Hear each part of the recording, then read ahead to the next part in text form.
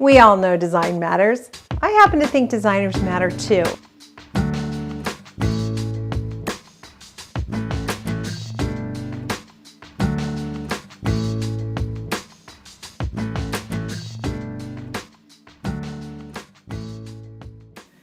Hey everybody, welcome to Business of Design. This is episode 117, Never Give Your Power Away.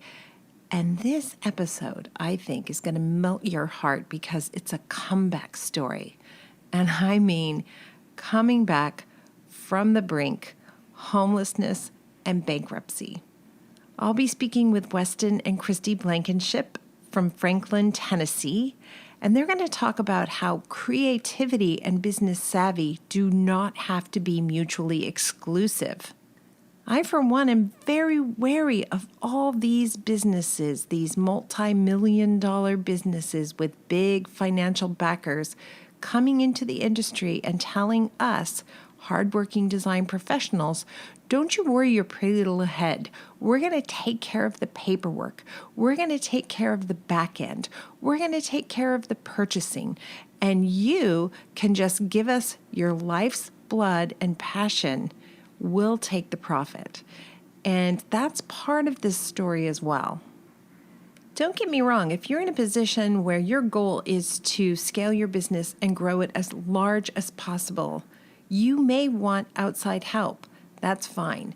Just make sure you're going into it eyes wide open and you understand the profitability and the margin you are letting go of with every company you introduce into your business. The story you're going to hear is not a straight path to an interior design firm, but that's okay. That's true for so many of us. I came from television. I didn't even know the difference between interior design and decorating. And our guests today do event planning as well as interior design services. While there were so many good things in this talk with Weston and Cristy, one thing that really struck me and is such a good reminder, I can't make wise decisions based on fear. I'm always needing to make sure the decisions I'm making are based on what I want and what I think I need going forward versus making those decisions out of fear someone won't like me, someone will be mad at me, I might lose an opportunity. So that's a theme that goes through this conversation. I met Weston at High Point and he shared his story with me. I was so moved. And this conversation is full of really good information that I hope will move you as well. I, for one, am planning on being in Tennessee in September. So if you are part of Business of Design's chapter meeting in the Nashville area, I will be joining the meeting one evening and looking forward to visiting Nashville again. It's been a long time since I've been there and went to all the great design shops, and the food, oh my gosh, is so good. And I'll definitely be going to visit Weston and Cristy in Franklin as well.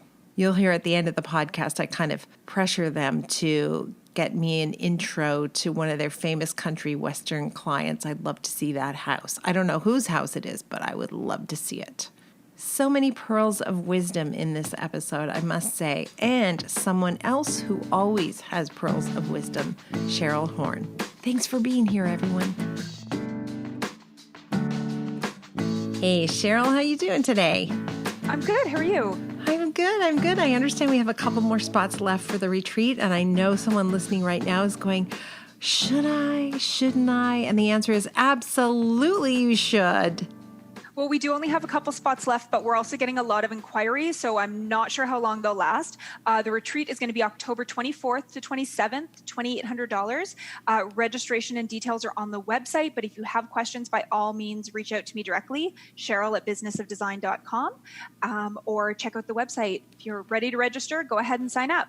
A few questions we're getting as well. Yes, breakfast and lunch are included as part of the retreat. We are also going to take you out for a really nice dinner, for a farewell dinner, and that will include drinks and dinner and all kinds of fun. Every event that we do will be included as part of the event price, so you don't need to bring a lot of extra pocket money, except that there's great shopping in Santa Monica and Venice Beach. So if you haven't been to LA in a while, if you haven't been to Santa Monica and Venice Beach in a while, it possibly will blow your mind how beautiful it all is. So we hope you'll join us October 24th to 27th. And then just a few months after that, Cheryl, the conference is happening. Yeah, we've just announced that. I'm already getting a lot of questions and interest and everything, because it's been a couple years since we've done a conference. So that's coming up on January 25th and 26th, 2020. Can't believe we're talking about 2020 already. 2020. And that's in Las Vegas. And I love the newsletter you sent out. What happens in Vegas will change your life. We are committed to making sure that this is the very best money you have ever spent on your business. That is our personal and professional and corporate commitment to you guys. Registration's open. We do have details on the website, so make sure you check that out, businessofdesign.com. And we currently have our early bird rate going until October 1st, which is $1,195, and you're saving $200 on the conference. It's ridiculously good value, and we intend to keep it that way. We want as many of you as possible to come out to Las Vegas and work with us. Let us help you transform your business and your life. And if you've never done market, we're going to tell you how to do that too. So lots of good events coming up with Business of Design. And Cheryl, of course, our Business of Design advocate meetings are happening all over the North America. Oh, and yes. Australia. I forgot about Australia. In Australia, they're all over, and we keep adding to the list. So if you're not part of a chapter, make sure you check that out on the website as well. The list of all our locations are there. Our advocates are listed there. If you don't see a chapter in your area and you're interested in helping us get one started for you, reach out to me directly and we'll help you do that. Amazing. Thanks so much, Cheryl. Take care. Let me tell you about our newest Business of Design sponsor, BuildLane.com. Put your hand up if you have been in the industry long enough to see a boom and a bust. Okay, I know. I can't see you, but I know you're there. I launched my firm in 1991, so I feel like I've seen everything, and I can tell you right now, we're having a boom where we are. That's amazing, except for one thing. Some of the trades and suppliers I rely on all the time are so busy they are not being as responsive. Recently, I found myself needing a custom sectional for a client and needing it fast. Here's where BuildLane comes in. It's a simple to use, and I swear, I mean so simple, website and app that allows you, the awesome design professional that you are, to order your custom case goods and upholstery efficiently and reliably online. I signed up. It took me a nanosecond to do it, and I mean a nanosecond, and I placed my first quote request within minutes. Right away, I got an email back from the BuildLane team who said they received my quote request, they were working on it, and they would be back to me within 72 hours. Wowza. This seemed a little bit too good to be true, so we reached out to the Business of Design community and said, hey, do any of you have real-life experience working with BuildLane? And we got a resounding yes back from our community. In fact, one of our members, Cami Reese of New York City, says she's been working with them for years, and she can't recommend them enough. So I reached out to her. I've been working with BuildLane for over 7 years, since before they were BuildLane. I found Frank on the internet somehow through a search, and he makes things for me that are specific to my detailed design. He always delivers on time the product that I anticipate, and when there are glitches in the process, he makes them right. He's responsive. I get to deal directly with him. I send him finished samples. He sends me back his own finishes to make sure that everything's in line and in order before he gets started. He pays close attention to detail, and he delivers what I expect, what my clients expect. He's come to be my single provider for upholstery and case goods. That's a pretty good testimonial, I must say. They pay attention to design details, they pay attention to timelines and budget, and they pay attention to me, the designer. And by the way, it's custom, which means you can actually sell it to your clients for a reasonable price, and make a living. Visit buildlane.com and sign up today. Let us know what you think. Welcome to the Business of Design podcast with Kimberley Selden. Business of Design is the coaching community for independent designers like you. We know it takes more than hard work and talent to successfully run a professional design firm. There are proven business strategies that can solve your immediate challenges and transform your life. Don't try to do this alone. Join today and you'll have access to more than 100 video courses, participate in monthly coaching calls, and find unlimited support within our exclusive members-only Facebook group. Unlike traditional coaching, BOD is a fast track to immediate results for independent interior designers, decorators, architects, stagers, and landscapers just like you. Monthly membership is only $79. Annual members save 2 months and have access to Kimberley's contracts. What are you waiting for? We all know design matters. At Business of Design, we think designers matter too.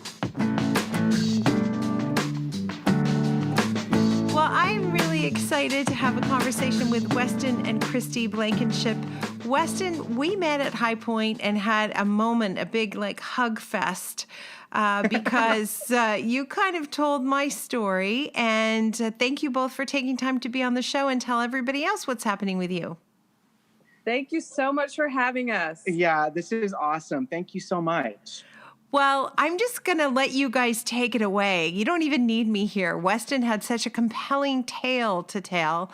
And tell us where you found yourself after starting a career in design. Oh, my word. Well, I think that for both of us, for our whole lives, we've always been creatives. And creatives, so often we believe that we have to choose. We are either going to be creative or we can be smart and business sense. And we're kind of put in this hole where we have to choose one or the other. Mm-hmm. And so I had been working in the creative world for years and not finding my niche, just kind of flailing around thinking I could not be a boss. There's no way. There's no way I have enough sense. There's no way I have the management skills. I just like to create. And so... Were you running a design firm then? When you say you were in a creative field, were you running a design firm? Well, I was doing a lot of freelance event planning. That is where this whole thing started, was I was doing a lot of wedding planning and corporate event planning. And it's funny because even though I got to do some awesome things, Cristy and I were still just not in that mentality that we could own our own business. And so even though I was doing things and doing really fun projects, I was still on the side looking for full-time jobs, surely there's someone that needs to hire me to do this job. Surely a company needs a creative director. That's what I am, a creative director. So wait, so you and Cristy worked together in event planning, or did you meet Cristy because you were planning her wedding and then she left a guy at the altar for you? How did that happen? This is crazy. Yeah, exactly. I'll take this one. No, Cristy, when we got married, was a hospice social worker. So it was really kind of the interesting dynamic in our home as newlyweds was I was off at champagne tastings and Cristy was, counseling the families of those that are passing away. Wow. So it was a little different worlds. Yes. So I started doing it as freelance, just started planning these events. And then it got to the point where, I'd meet someone and they'd say, wow, this is so pretty. Can you come decorate my house for Christmas? And I would say, okay, I can do that. And so I would go decorate their house for Christmas. And I would do that a couple times. And then someone would say, hey, would you just come over and decorate my house? Sure, I guess I can come do that. But the whole time, all I saw myself was a creative, head in the sky, living in a bucket of glitter, never saw myself as a businessman. And so Cristy and I mean, Cristy was my rock, my support system through all this. And I just wasn't there, Kimberly. I did not see myself as a business owner. So what happened was I kept aligning myself with people or companies that would say like, oh, well, why don't you come on board and do all the creative work? We'll take care of the books. We'll take care of the marketing. We'll take care of all the behind the scenes that you just don't want to mess with or, right. that you can't do. Well, after that happening over and over again, and really nothing happening, even though I had so many prospects and great contacts, it just wasn't happening because I was not there yet mentally. I was running away. And well, you were getting experience doing the creative decorating side of the business. So you were a workforce to a company that did the paperwork and was the profit center. Absolutely. Precisely. So Cristy's counseling these families during this very difficult moment in their lives, and then coming home to Weston, who's frankly needing his own kind of counseling, right, Cristy? I mean, was that just like a really tough period of time for you? I think it definitely was tricky. And I think we both, that's the interesting thing. I think we both sort of had this pull and this calling that we wanted to be entrepreneurs. We wanted to do it. And then we were just struggling to figure out how do we make this work? And it just seemed so enticing to have these people dangling these other things going on in other companies saying, just come here, we'll get you set up, we'll take care of everything. And we just kept giving our power away every time that we would sign up for a new trip. So 2013 really was our year where we sort of hit rock bottom and we had to start completely over. We had 2 babies and then we had to figure out which way we were going to go.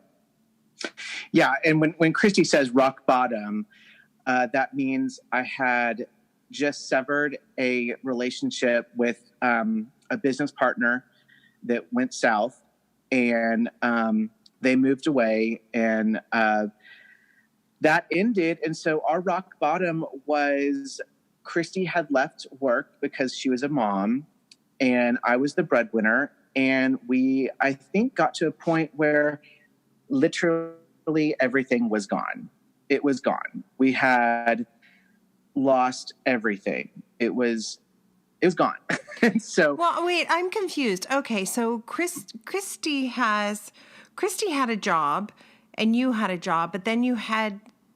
How did you lose? What do you mean by everything? What does rock bottom look like? What do you mean? Well, I was a social worker up until our oldest was born, and then I stepped back from that to do the stay-at-home mom stuff. So. But meanwhile, we're still doing the creative business and trying to work all of this through. In 2013, pretty much everything that could go wrong went wrong. And we actually we were homeless with our 2 kids. And we had some wonderful friends who were so kind to let us live in their bonus rooms. It took us about 4 months to pull ourselves out of it. We got crappy jobs to make ends meet and to get ourselves back on our feet, and just started slowly building back again. And then we found the business of design, and that was kind of a life-changing thing for us. Yeah. You were homeless. Literally. In the literal sense, like.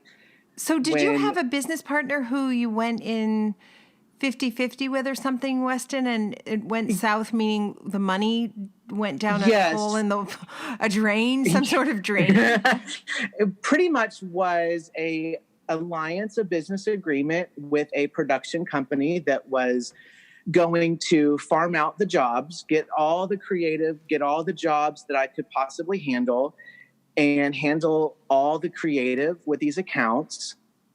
And I'm a hopeful person. I'm very optimistic. And so months and months would go by where I would be like, what's going on? What's coming in? And it was just crickets, nothing. And so that they ended up kind of going under themselves pretty much. But what that did was launch us into the most horrifying, scary time, but the most incredible healing and growth time of our lives. Because when you do reach that point where you're on the bottom, not to be cliche, but you can only look up. And Christy and I got to the point where we're having a really heartfelt conversation about what do we do. And Kimberly, we could not shake the idea that we were supposed to try again. We were supposed to try again. But this time, we were not going to give the power away to anybody. And we got part-time junky jobs, trying to just make enough just to make enough to survive. And what that did was teach us, we can do this. We have ownership of what we're doing. And it was one evening, we were sitting in our room discussing how we're going to tackle this. And we discovered a little ditty called Business of Design. And we started listening daily, and I mean daily. And with divine intervention, we decided our company name was going to be E35. And Kimberly, the moment you put it out there and you write it down, it becomes a reality. And we chased it like nobody's business because now we owned it. No one was going to tell us, this is a good idea, this is a bad idea, don't do this. We are doing it spirit-led and intuition-led. And here we are today, a couple years later, and we truly kind of pinch ourselves because we're so happy.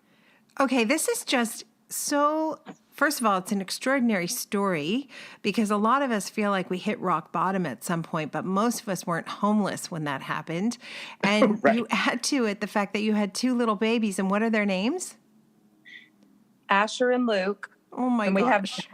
we've had two more since then. So we have a house full of boys. Whoa, Asher, Luke, and Silas and Ackland. Silas and Ackland. Cool names, cool parents, cool names. There you go. So you had these two little boys at this time. You're homeless. You're really at your wit's end. And somehow you had inspiration. You say spirit-led. So you knew you were supposed to hang in there. It's a bit like being thrown into the river and swim or die. Oh, absolutely. And then you go back in? Really? Do you know you just almost drowned and you're going to go back in? This is just extraordinary. If you could see the looks on our parents' faces and just, you're doing, I'm sorry, did you say you're trying this again? But this time it was different and we knew it and we knew we were okay with people not understanding. We were okay with that. Okay, I love it. So clear something up for me. What does E35 mean? So E35 is scripture, and it stands for Exodus 35:35. And it says, the Lord has filled them with skill to do all kinds of work as engravers, designers, embroiderers in blue and scarlet yarn and fine linens, and weavers, and I call them designers. Oh my gosh, I never heard that before. Well, that's the funny thing. I don't mean to be some, Bible thumper, but I've never heard of it either. So all my years in Sunday school, and I don't remember that ever coming up. That's very cool. I know. It kind of made me want to flash it in front of our parents and say, look, like God says to do it. So this is very cool. Okay, so you decided to do it. What was different from day one? I would say two things. One is fear will have no place in our company.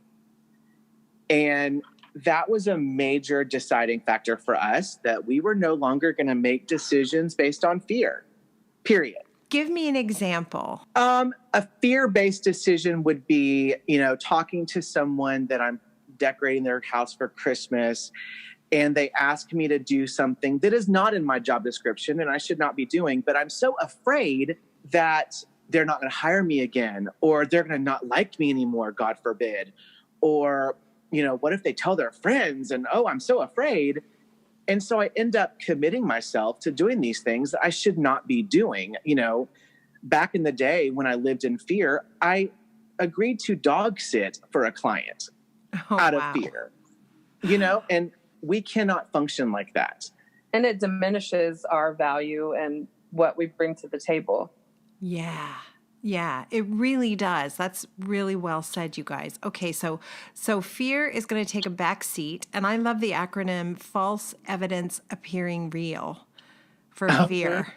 That's what I remind myself. That's what fear is. Okay, so fear is going to have to go in the back seat. So that you knew from day one. What other decisions did you make? And by the way, you're still homeless at this point, right? You're making these decisions, living in someone's bonus room, and you're homeless, and you have 2 children.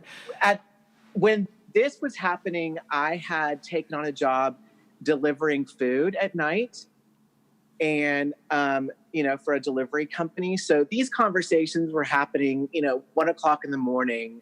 In our little apartment. In our little bitty apartment, We were just really trying to get back on our feet again and get in a space that we could start building our lives over. I think the other thing was you have to become what you want to project. And if you want to project that you're a boss and you're a business owner, you need to become a business owner and a boss and think like one and make decisions like one. Give me an example of decisions that you have made that make you feel like a boss. Oh my goodness. I think having really honest discussions with clients and telling them what might come across and they might receive as bad news, and not deciding their reaction for them. For example, we will not have your sofa in 10 days. We do not turn sofas around that quickly. This is a custom designed sofa. We are going to need 6 to 8 weeks to receive it.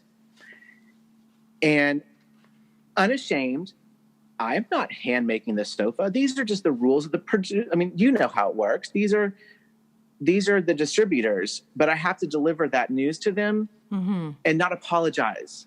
Right. So acting like a boss in a way is being able to say the hard things. Yes. Without fear of them not liking me anymore. Right. Or for me, certainly sometimes there's a bit of fear, but you face the fear and you do it anyway because it's the right thing to do. Yes. And I think I actually was listening to a podcast that you were doing, and the guest made an incredible comment and was saying, we don't ask our electricians or plumbers or the water company to do the things that people ask designers or landscapers to do. You would not call your electrician, the power company at 2:00 in the morning freaking out because your pipe doesn't look right. And I think it is that mentality that we've had to adapt to, that we are business owners. We're a small business. We have hours of operation just like anyone else. Just having really good boundaries at the end of the day. Well, yeah. And I guess you guys see what the stakes are if you don't have those boundaries. I mean, where things end if you don't have those boundaries, right? Exactly. Yes. And I'm going to object to your use of small firm. I'm just going to point that out there because I see this a lot, almost exclusively. Probably 90% of design firms are sole proprietors, single sole proprietors. Maybe there's a junior assistant they use sometimes. And often they'll say, I just have this small decorating company, or I have this small interior design firm. And the fact of the matter is, you are part of a multi-billion-dollar industry. You're a big cog in that wheel, and there's nothing small about that. There's nothing small about your intentions. There's nothing small about your need. You have these 4 beautiful boys who need you to be successful. So I'm wondering if you guys could think about never using the term small again and perhaps saying exclusive or boutique or custom, whatever you want to say, but never small. Amen to that. That's a great point. Absolutely. Yeah. Okay, cool. So from day one, you kind of created these ground rules for yourself, and it's kind of theory at that point, right? But now you've Right. been in it a while. How did it happen? What happened for you? How did you grow yourselves? I think once we gave our company a name, because for so long we had not worked with the name because we were working for other people and, giving all of our power away to them. And once we chose a name and we moved forward, we got our business license. Like now we're like, okay, we can do this. And then we started digging into business of design, every business book you could think of, podcast, everything, so that we could start learning what it means to be a business owner and to just break free of that poor man's mentality and to stop just thinking that we just have to survive. We have to survive this month. No, we're going to thrive. And that was our goal, is how do we thrive with our kiddos and to make this a sustainable life for us. You guys have mentioned a couple times about giving your power away, and that's something I've been thinking a lot about. There are a lot of companies that want designers to come and work for them, and those companies will take care of the paperwork, they'll take care of the ordering, and they'll take care of the money. And you're going to have no money. So to me, like, the paperwork is the power, and the paperwork is where the money is at. Have you guys found that for yourselves as well? Oh my word. Absolutely. And it's funny because we were just talking the other day about, I touched on we are creatives are often indoctrinated with thinking you have to choose. You have to either be creative or you can be left-brained. But creating in and of itself is a very logical problem-solving craft, to be able to look at a room and know the dimensions, know what will work, what will not work, problem solve. And there is an absolute satisfaction at the end of the day after I go see clients or Christy's been out sourcing out furniture. There's an amazing feeling of accomplishment to go back, open the client's files, update the numbers, update the order forms, and do the business of it. Because I believe it's you that said that it's 80% business and 20% creative.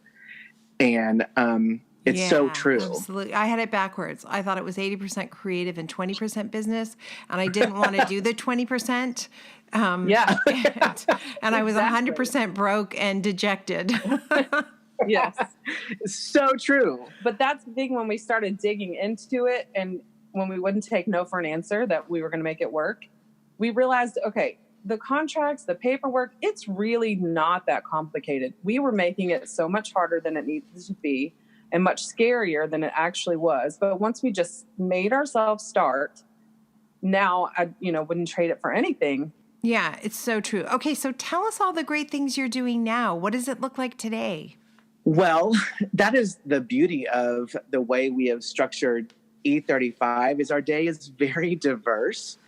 E35 is set up to be a boutique design firm that handles occasions, holidays, and interiors. So our day can be anything from planning a client's corporate event, for various clients we have that are business owners.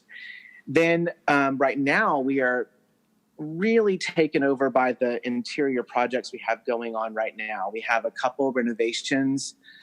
We have a couple whole houses that we signed the entire house, and we have a couple one-room projects going on. And it's incredible to us. And again, we pinch ourselves and kind of giggle because every single one of our clients, we have 7 active projects right now. And every single one is either a business owner. We have no client that works for someone else, which is really neat. And B, they are all repeat clients or referrals. Wow. That is crazy given the short amount of time you've been doing it. That's amazing. Congratulations. It's really been fun. Well, thank you. No, literally thank you, because you are a massive part of our story. Yes. And it feels so good to walk into a client's house and go over the 15 steps and watch their face go into, wow, I like you, but oh my goodness, this is so refreshing. You're so organized. So it's been really fun. And then we'll shut down interiors right around Halloween, and Christmas decor will take over our lives. I've never thought of actually being able to have all of those things be kind of equally important, but why not? Of course, why not? We live in historic Franklin in Tennessee. Right outside of Nashville. So the holiday decorating thing is a really big thing there. For sure. We have a couple houses that are in the 20,000 square feet range, and we do all custom. So it's custom bows, custom arrangements, everything. And it's probably the highlight of our year because it's kind of like day dates for Christy and I. We get to go and be in someone's home, and we listen to podcasts and just go to town with the glitter and ribbons.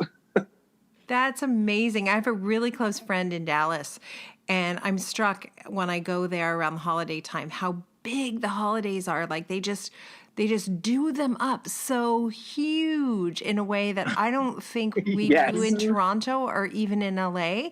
And it's fabulous. It's so fun. Oh, It yes. is so fun. It's so fun. And I mean, I'm from Texas, so I grew up, thinking that everything is bigger in Texas. But then I came to Tennessee and saw a Southern Christmas, and oh my word, it's a whole different animal. I love it. So would you say that have you done the analytics yet? Do you know whether or not the interior design side brings in more money than the holiday decorating side, or is it equal? Interiors has taken over. Mm-hmm. And, Christmas for us used to be almost a year's worth of income, almost in that 2-month period. And interiors has taken over to the point that we might have to look into hiring, new staff for only Christmas because our interior is so busy. That's amazing. That's my experience too, that when I'm doing the renovation and the decorating projects, there is nothing that compare income-wise to that stream. And particularly when I'm working with repeat and referral clients who are just a joy and a pleasure to work with. It's kind of amazing. Oh, absolutely. Mm-hmm. And it's so fun for us to get to do it together and, run things by each other and walk through the projects as a couple. It's really fun for us. And as far as the income stream, I think that that's one major difference is that I did, go with an hourly rate that I thought I would never go with out of fear.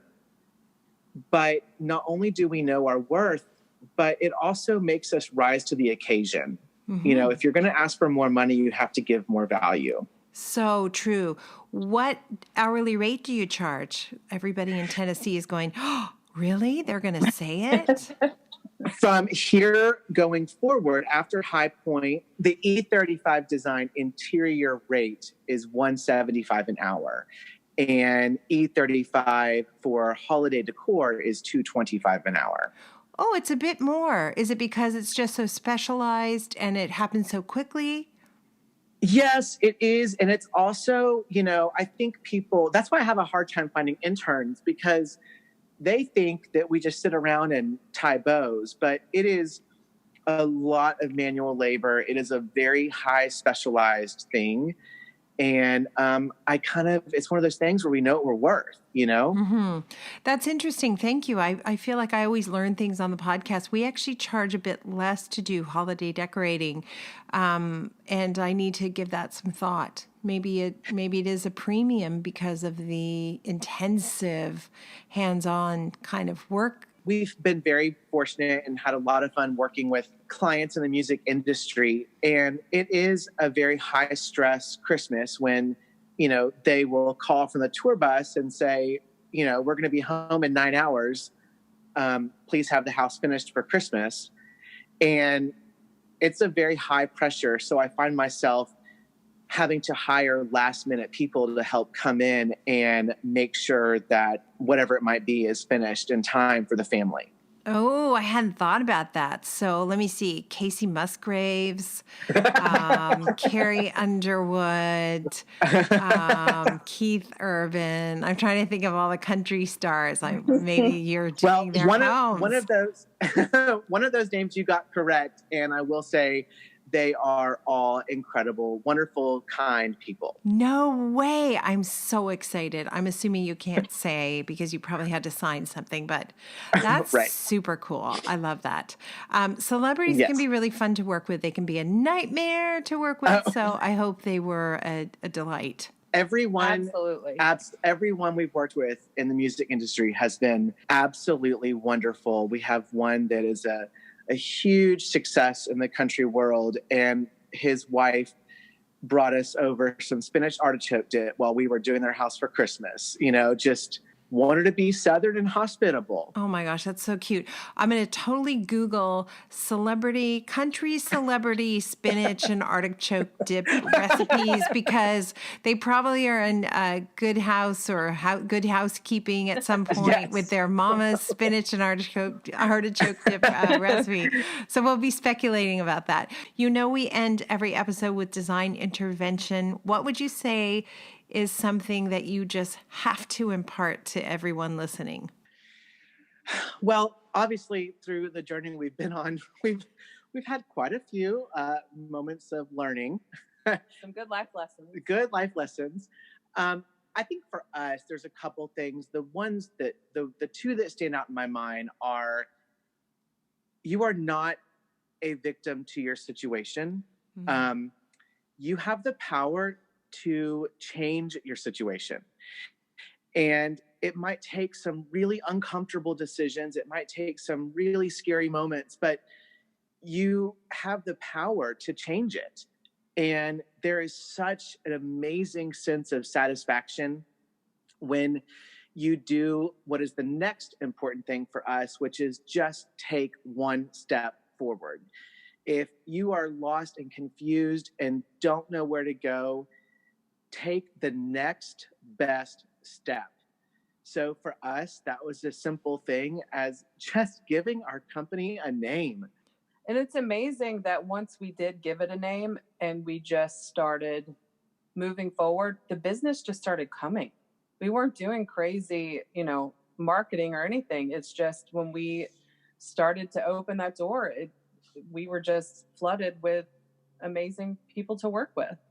That is such good advice because so often I'll look at a goal and it's enormous. It's too big. I'll never get there, And I have learned that just taking any action, no matter how small, pushes the whole thing forward in a surprising way. Absolutely. Wow. Absolutely. So good, you guys. I'm excited about what the future holds for you, and I'm going to come and hang out with you. Do you have a physical retail space? We don't have retail. We have an office, but Okay, we we'll meet have at a not bar. committed to retail. Let's meet at a bar. Or better yet, let's meet at your famous country western singer's house. Like, that sounds good. I'll just call them right up. Oh, I'm really excited about what the future holds for you guys. And thank you so much for sharing and paying it forward. And I look forward to seeing you in September. Oh, thank you so much. Such an honor to talk to you. Yay. Thank you for being a part of the Business of Design community. If you love what you hear on the podcast, take the next step by signing up at businessofdesign.com. As our thank you, you'll gain access to Business of Design's 15-step project management strategy, a free introductory course which includes 3 Business of Design systems you can implement for immediate results. And when you're ready for success, a Business of Design membership, monthly or annual, will dramatically improve your business and your life. What are you waiting for? Together we will achieve extraordinary results. Start today.